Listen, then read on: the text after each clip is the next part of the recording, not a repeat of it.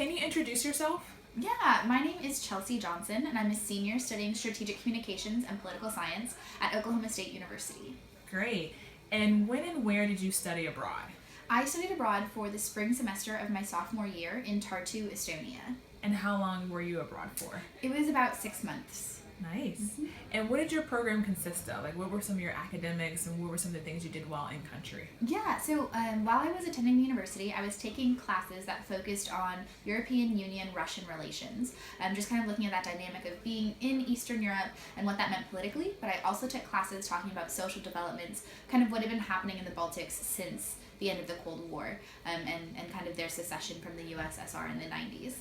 And then I also started learning Russian while I was there. So it was very much this like political, language, cultural sort of experience, right exactly where I was living. Wow. And why did you decide to study abroad?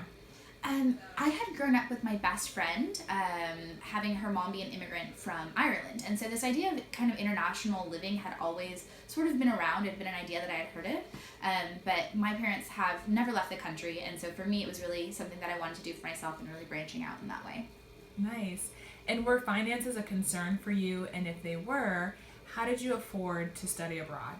Yeah, so when I was deciding how I wanted to study abroad, they were a really big factor. And so I ended up choosing an option that allowed me to use my regular OSU scholarships and tuition waivers. And so a large portion of the financial side of it was already taken care of scholarships that I already received.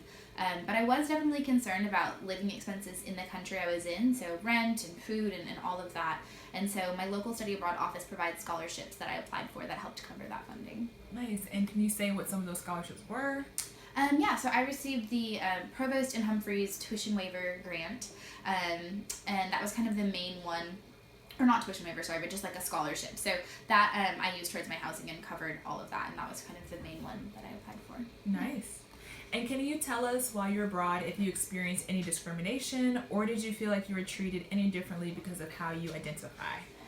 Yeah, I think kind of any cultural experience, you're going to have some sort of conflict as you're kind of getting used to where you're living. And so while I was abroad, I very much looked like the locals, having the same hair and eye color. I kind of fit in that way.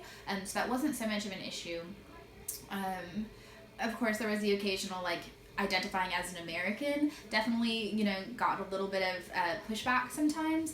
But I think kind of the main thing that I struggled with from an identity perspective was actually being a Christian. And coming from a family I've grown up going to church and being involved in faith communities, and moving to Estonia, that's the second most secular country in Europe.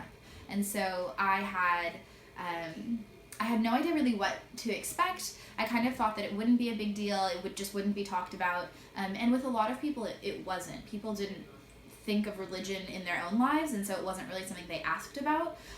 But there were definitely people on the other side of that spectrum who, when they found out, they asked a lot of sort of like pointed questions and sort of saw me differently in almost more of like a negative light of associating with that faith life. And so it kind of made it a challenge. If someone would ask you, like, are you a religious person? It wasn't a simple yes or no answer. It was something that I kind of had to like gauge based on their reaction, like how to respond to that. Interesting. Yeah. Thank you for sharing that. Yeah. And did you feel like you had a support system or people you could go to express any concerns while in country? I think I was fortunate enough to have the fact that this sort of like slight uncomfortable identity is actually related to like a community. Like a lot of churches are community based, and so I had that built-in support system, which I think was kind of fortunate. And then otherwise it was just reaching out to people at home. And so as far as like in country, someone who had experience with all that, there wasn't necessarily that resource in the same way that it maybe would have been for somebody else struggling with something different. Gotcha. And last question is, if you were to give advice to a student who was a little hesitant about studying abroad, maybe they share some of the same identities as you do, what advice would you give to that student? I obviously would encourage them to study abroad. It is one of the best decisions I've made, one of the most formative experiences I've had as far as growing and being challenged and kind of finding what it means to define yourself outside of being in America. And so absolutely, I would say go for it, go study abroad, because sometimes it's these experiences that are challenges, or these experiences of discrimination that we have, or sometimes it's experiences of finding something that you're passionate about and kind of pursuing that, that I think all can happen while you're abroad, on a study abroad. Great. Well, thank you for sharing your story about going abroad. Yeah.